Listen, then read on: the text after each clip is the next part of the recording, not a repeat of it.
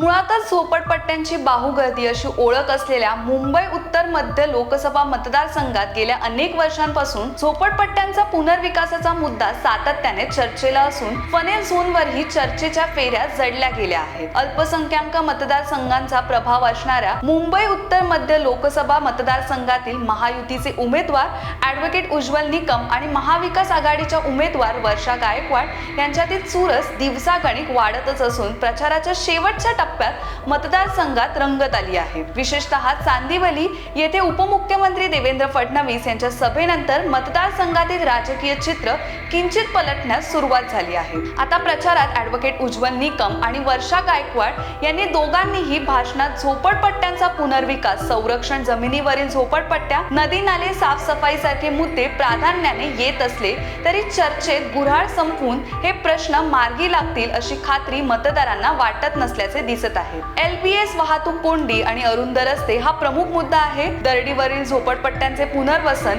कित्येक वर्षांपासून रखडले आहे. झोपडपट्ट्यांचा पुनर्विकास, फनेल झोनवरील इमारतींचा पुनर्विकास रखडला आहे. मात्र मतदारांचा कौल कोणाच्या बाजूने लागतो याची उत्सुकता सर्वांनाच आहे. अशाच दमदार बातम्यांसाठी मुंबई आउटलुकला सबस्क्राईब करायला विसरू नका.